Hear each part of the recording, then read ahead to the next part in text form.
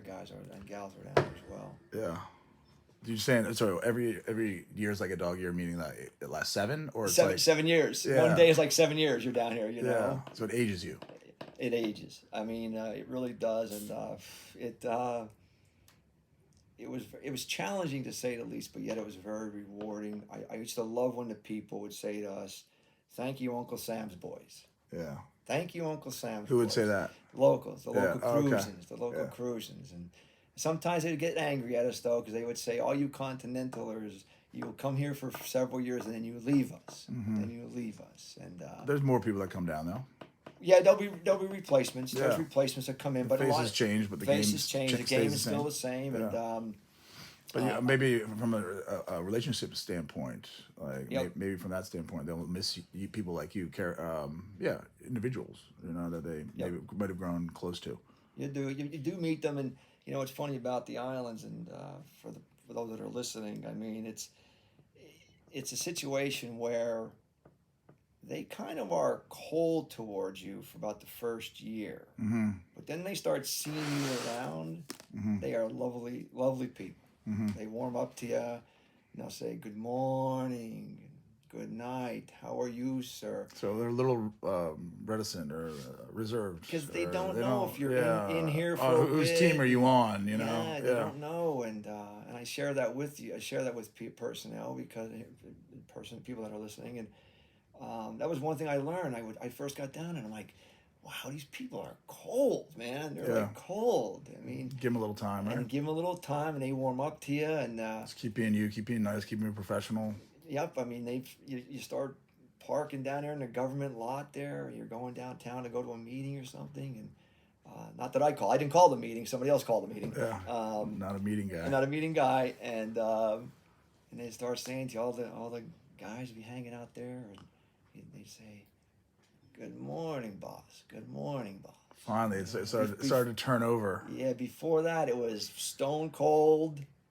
Not a word to you. If you keep saying good morning to him and smiling, at some point you'll break him down. Yeah, I used to say to him, "You guys stay out of trouble?" "Oh, yes, sir. Yes, sir." That's good stuff. So you're there for, say, 4 years? Yes, sir. Yeah, about 4. A term. And then you went back to, is it Baltimore? Not back, but you went to Baltimore, correct? Then I had the opportunity to go to the city of Baltimore to run a group as a group supervisor. Once again, can't say enough about this crew. This group, I had 16 weapon carriers under my watch in Baltimore. Wonderful group of people, all from all levels. Not just DEA, but it was called a HIDTA, a High Intensity Drug Trafficking Area Task Force. It was a wonderful, wonderful bunch of people.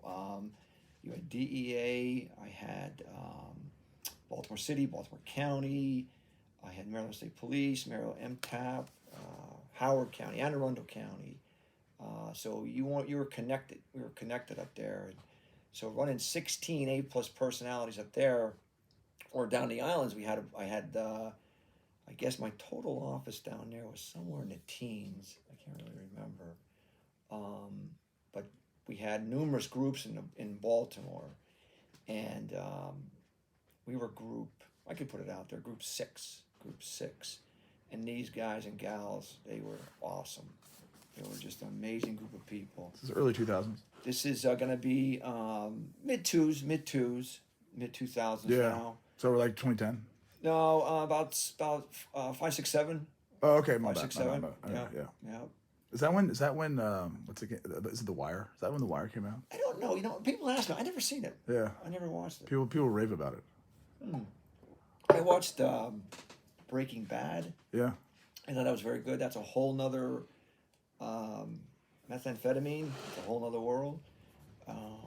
Yeah. I do kind of stay away from. I know this is off the cuff here. But stay away from like the shows, movies. I mean, I enjoy Traffic. I thought that was very realistic. Benicio del Toro, he won an Academy Award. I asked Jack yesterday. I'm like, give me any good movies that do it justice or whatever. I googled, hey, is there any like cool documentaries? And they're like, there's the Last Narc, that I started watching or whatever. But then like he listed off some cool movies. American Made is quite funny with Tom Cruise. With Tom Cruise, I thought that was pretty good. Sicario is bad. It's a bad one there. It's a really rough. I enjoyed that. When you say it's bad, it's bad meaning like hard to watch, or does it bring you back, or does it like give you some flashes? Or that's a good question. I mean, I think it's I haven't seen it. It's good. It's really intense. Yeah. It's intense. Yes, it's intense. Yes, I mean he's a Sicario. He's a hitman. He's an assassin. That's what it means, right? He's no joke. Yeah, he's no joke. But you kind of like to stay away from that stuff. Yeah, I don't really sit down and watch it. I mean, I'm not really much of a TV guy, some sports, whatever like that. But but yet that Sicario's good one. Traffic's good. I'm gonna think some others. There's a lot of good ones out there, but there's some that I just don't bother with. Yeah, I don't bother with them. People say that again. I love movies, but I guess I haven't seen that many of them or shows or whatever. That The Wire is phenomenal. They do it from the standpoint of the drug dealer, then the officer, and then from like the families that are affected or something like that. It's just Baltimore is a no joke city. I mean, it's the team that I worked with. We mostly stayed in the counties like Anne Arundel County, Howard County. We stayed out in around Baltimore County, but West Baltimore, we're heavily involved in, but Baltimore's no joke. It's not. It's not. People always say, well, you worked Philadelphia, you worked Baltimore on the streets. Which one would you say is harder or more intense? Well, I always tell people this: Philadelphia is a city of organized crime. Baltimore is a city of disorganized crime. Okay, not being disrespectful to the personnel, because it's just the way it lines itself up. Yeah. It really did. I mean, what I saw in Philadelphia, the North Phillies, you had certain crews that are much tighter. Yeah. In the Baltimore crews, there'd be like maybe 2 or 3 or 4 guys working together. Then after that, it's like, well, are you guys working with Jimmy and Bob over here? Right. Oh no, we're against them. Right. So it was very disorganized. Yeah. So Baltimore's a little more freewheeling Western style. I from my opinion, from the law. You say organized, From the law enforcement guys in the blue. Talk about like organized, like not mob, or just more organized cartel stuff. More organized cartel stuff. Yeah. Yep. Does the mob get in there at all with drugs? I mean, I remember in the Godfather movies are like, we're not doing drugs. Sure, they have draw the line at drugs. Yeah, they have their issues. They'll take them on if they need be. Yeah. They'll take them on. Yeah. The Godfather movies, I guess they were set in the 70s, right? Yeah. So that's right when everything started to become drugs started to become a thing. Yeah. I mean, really, realistically, I mean, if you want to go back a little bit, when Ronald Reagan came in 1980, President Reagan, he lit it up, man. He lit it up. This war on drugs. His wife. Just say no. And this, you're talking like enough is enough already. And you had George Bush Senior. South Florida task forces, and all that. Miami Vice comes on the scene, and Don Johnson with the clothes and the shoes, and I love the cars he used to roll in them. But big. It's true. But going back away, in the 70s, you're kind of like trying to figure it all out. Still, you're trying to figure it. Then the 90s rolled, 2000s, and of course, when it started to turn, man, it started to go west. Go west, young man. Is that right? Oh, yeah, sure. Against that, from that Brownsville, Texas, as I said earlier, to all the way to San Ysidro, which is on the border of Tijuana and just south of San Diego, to all those POEs, port of entries, it changed. Those are the weaker. It became weaker out west. That's the area to exploit from a cartel or drug standpoint. Well, I mean, right now, I mean, you're talking like we adjusted. I mean, we DEA adjusted, FBI. I think they all have adjusted. And could there be more border patrol out there? I mean, that's not my determination. But I always think I love to see us go from X amount of agents to double our agent size, or even the weapon carriers now for the ATF. I mean, those poor buggers are under the gun, and I take my hats off to those special agents because they don't have an easy job, man. They probably can use another 2,000 personnel, and but it's what will the government stomach? What will they put out there?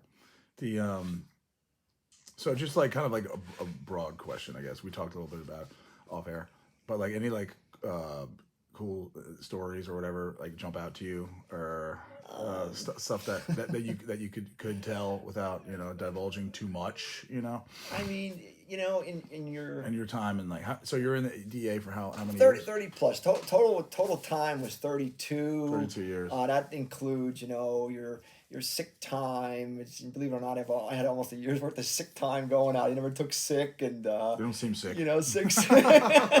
Take a bear. Take an Advil. Yeah, you said take an Advil. My dad would take bear. Give me some bears. You got any bears? Yeah. He was a piece of work, man. He was a funny guy, tough guy. What's interesting is that he died in 2014. My dad died in 2014. Oh wow. My dad died in February, actually on Valentine's Day 2014. My father was August 30th of 2014. Last day of August. Before.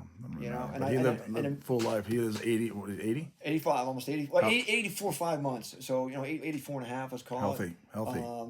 I mean, people may think I'm not. If I can take a moment to talk about my father. Yes, please. We were on the beach. It was around 4:00, and my dad was right here. Right here in Bethany. He was suffering. And my dad. I looked to the sky. I kid you not. Yes, I went to a private school, Irish Catholic church. Yes, absolutely. Yeah. But kind of a little bit of lapsed over the last number of years. Yeah. But I looked to the north, and I saw an emoji, smiley face in the clouds. I kid you not. Swear to God, I would testify in federal court on that. Wow. I walked up to the house. I got my phone, looked at my phone, and I saw all these messages. And I said, "Oh, holy smokes!" And I said, "Oh, no way." So I called, I believe it was my niece. She gave me the lowdown at 4:00. My dad passed away on a Saturday, August 30th, 2014. Yeah. You didn't have any clue on the beach. You're just sitting there enjoying the day. Enjoying the day. I mean, he had his accident. He had an accident. He tripped into our childhood home, and he propelled himself forward, and he smashed his head off an armoire and cracked the C5. So immediately he rushed him down to Lehigh Valley Trauma, the Allentown, PA, airlifted him in. And I'll tell you, the surgeons did a great job by taking care of the C5, but he lost his feeling in his legs. And they had to start physical therapy. So Billy, what happens when he's around other sick people? He's 84, 85 years old. He contracts double pneumonia. In less than 30 days, God damn it. He died. He would have loved my dad. In hospital he got it, or in hospital, in physical training. He was so excited. He said to me one time, he said, I'm getting a personal trainer. You know what those personal trainers get? They get like $100 an hour. I'm like, well, use them up. I said, use them up. And he goes, I'm gonna. And like for hours on end, my dad is not a quitter, and it just got to him. And after doing that for a number of weeks, even the surgeon said, he said it's gonna be a tough road, at his age and all that, and because once he cracked the 5, he went from below the waist down, no legs, so it's almost like better that he just kind of went. Yeah, I mean, because we're do we bring him home? My poor mother. I mean, she's what, 87 now. She's at the time, I guess she was around 80 or no 78, 79, and it would have been very, very, very difficult, and but yeah, he passed away on us, and I miss him. Saw that emoji in the cloud. Yeah, it's true. It's unbelievable. It's unbelievable. It's truly like not believable, because that's like a faith thing. You know what I'm saying? Sure. Like you led with like how close you with your faith. We went together, but like there are some things that are like almost unexplainable, and that's kind of one of them. I agree. I agree. And I thank you for letting me take the time to talk about that. Absolutely. Amen. Your mom's doing Still well. good. Yeah, she's hanging in there. She's Back in Philly or not? she's there, up near the Allentown area, or past Still up back in the home. coal regions, and she's well looked after, and she's got a big family up there, and I've got nieces and nephews and grandnieces and nephews, and for sometimes I even forget their names. Sometimes there's so many, I can't keep track of that, and all athletes though. They're all athletes, which is great. That's what you want to be. It's the most important thing, man. Growing up, you need that. Like we talked earlier, there's something about that that's I think that supersedes like preparing for a test or getting your work done on time. And yeah, those are important, but just like being uncomfortable or made to feel uncomfortable, especially in football. They're whacking you and it's hot and all this stuff. It's just like, how do you deal? How do you deal with it? You just deal with it, and it's like it creeps in you and it becomes you and it builds you. Yes. Yeah. I mean, anyone that has been in it. I think it was one of the greatest opportunities I had when I was in Quantico was not only working with our people, but also meeting the National Academy students down at the FBI. Matter of fact, I have a reunion coming up.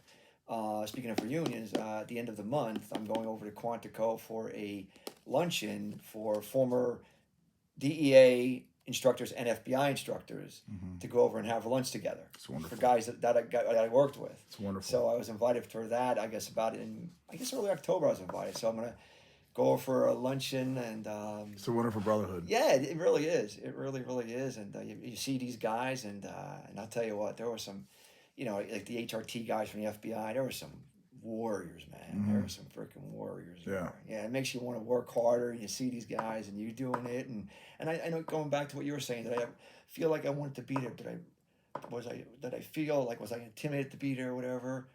And you know what? I knew when I got in there in that basic agent, I knew this is what I want. This is what Everything I want. it felt. Yeah, it was the right thing to do. Yeah. It was the right thing to do. And I'll tell you, I miss it.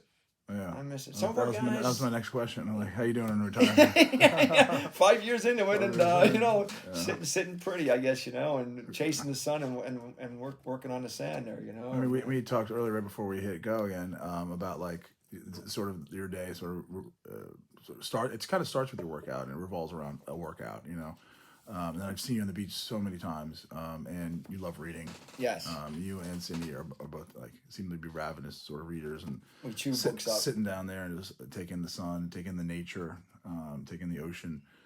But that keeps you going. It's absolutely. Yeah. Absolutely, it does. You got to keep your mind. You got to keep your mind that way. And I'll tell you one other thing is reaching out and talking to the other personnel you've worked with, and not just the guys you work, but also the guys that you played ball with in college, or you played football with in high school, and your guys you grew up with. I mean, one in particular guy, and I'll give him a shout out, man.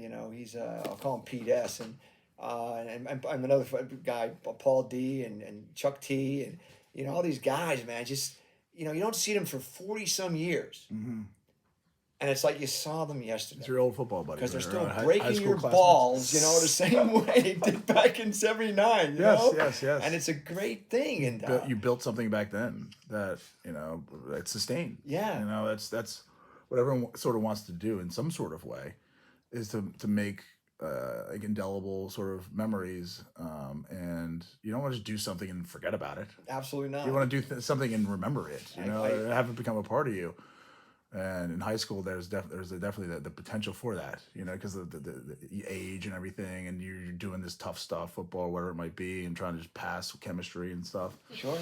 And especially, you're going to that Catholic school. Girls. Oh my God, yeah. Trying to figure out the whole girl thing. Yep, absolutely. But I had to give a shout out to those guys because there were 19. I know I'm on football here for a moment, but there were 32 freshman football players that came in.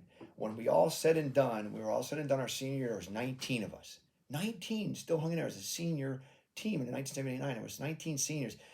We literally had almost 100 players for 4 classes in a school. And the school was might be about 800, 900. And everyone knew. And a quick story, I'll never forget this. I was in federal court in Philadelphia, and the court proceedings were done for that day. And Judge Raymond Broderick, he was in his 80s at that time for the Third Circuit in Philadelphia.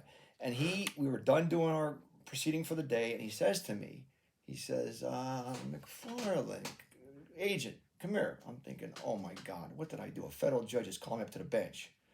So I'm like thinking, oh man, I'm in trouble here. I must have said something. So the U.S. attorney sitting next to me, Billy Nugent, was sitting next to me. He says, "What the hell? What did you say? What did you say?" I'm like, "I don't know, man. I don't know." So I eventually break up.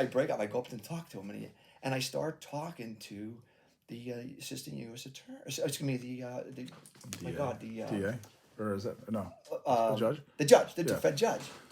So as I'm talking to him, I'm like thinking, did I do something wrong?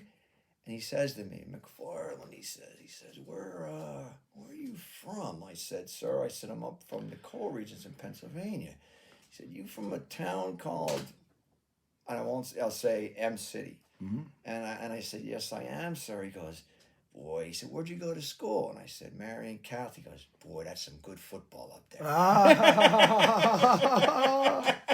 The old guy just wants to talk football. He just wanted to talk football. That's how you should be when you get older. You know, so that poor guy who was I don't know what he got hit with, like about 25 years in federal prison, but he got nailed. But I was just kidding. But wow, he was like, oh, that's some good football. So it was fun, but that's. I mean, you go from there to like. It seems to me like your time in the DEA. Like you talk about Frank, your old partner, right? Yes. Yep. And then, you tell that story about Barbara, but like it just seems like that tough times, tough things make tough men and women, right? Absolutely. And that's something that you'll remember.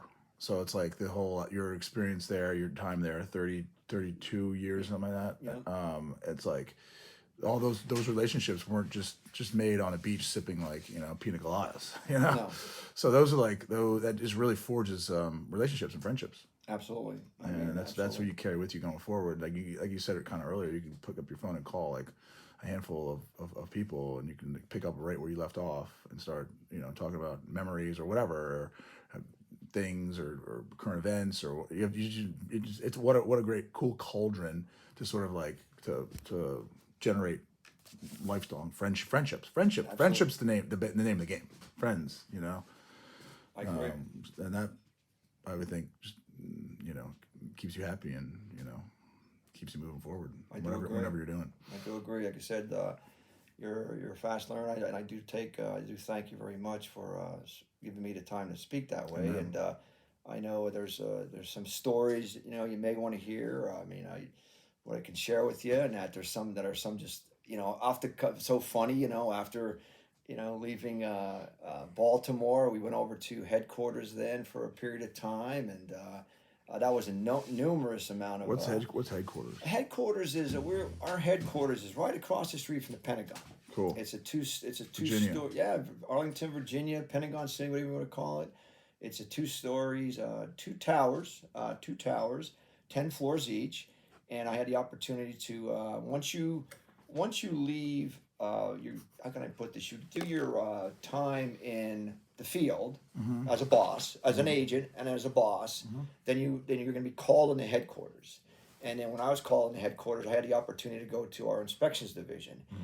And it's a rough road. Inspections is a rough ride because you're actually what you're doing in inspections. You're going around to all the offices nationwide, and you are basically in making sure everything is done according to plan. Everything is done right. So it was kind of stressful. It was kind of stressful in that regard, and being in headquarters. And then I moved on to another section, and my last section was back in operations. And then they give you about a year out. They give you a tap on the shoulder. And they say, "Here's your retirement package," and you're like, "Huh?" You're like, "Yeah." You knew it was coming. I knew it was coming, but I didn't think it was coming that quick. And but you're always like 57 was the number, right? For everybody, right? 50. They'll give it to you a year out before your 57th birthday. They give it to you, and the clock's ticking even louder. Yeah, and it was ticking louder. Trust me. And what does operations mean?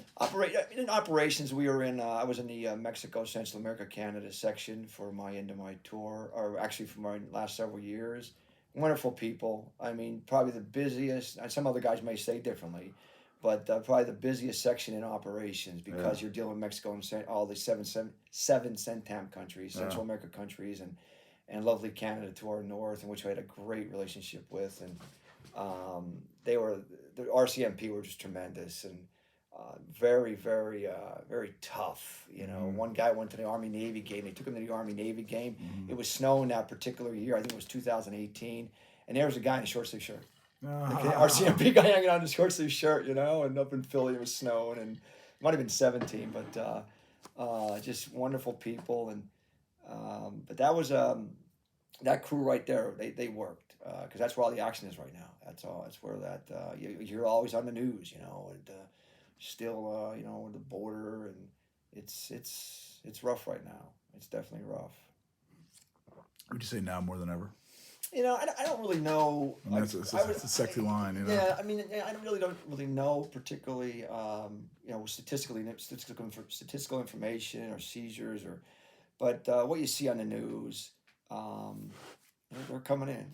You know, personnel are coming in. So yeah. Yeah, it's been fun. It's been fun chit-chatting. Yes, brother. Yeah. Yes, sir. I really appreciate the time, and other than that, I always like to say, you know, if anything, you know, remember what you live in the greatest country in the world, and God bless the United States of America, man. Amen to that, man. I mean, I don't know if you. It's kind of funny. Like during our break, I went downstairs. I peeked outside. I'm like, "How'd you guys get here?" Oh, you got a couple bite. You bite. Of course, you guys bite. But I was like, absolutely. I was like wondering if like you walked in and you saw my van, and so I was like, "Happy Veterans Day." We saw. I love that. Yeah, amen. I love that. It's so funny. Like I put it up there prior to Veterans Day was on a Saturday, I think, and like I was driving home from the beach on that Saturday morning, and I got like a handful of like thumbs up that like cool. kind of like saw it. And, like I remember when I like made the decision to put like chalkboard paint on the outside of my van. I was like, I don't know if this is the best idea, but I'm like, all right, it's done, so I might as well embrace it. Absolutely. make it a project for good. Yes. You know? Yes. So, but I don't know if it applies, but like, thank you for your service. You know, I appreciate that, Billy. And like I said, for those that have done it and are still doing it, and those that will continue, they'll jump in there to do it. I mean, it was a very rewarding career. You know, you're not going to make everyone happy on this job. It's you're really not. But yeah, we as a DEA special agent and the personnel that I worked with, we did some good for this country.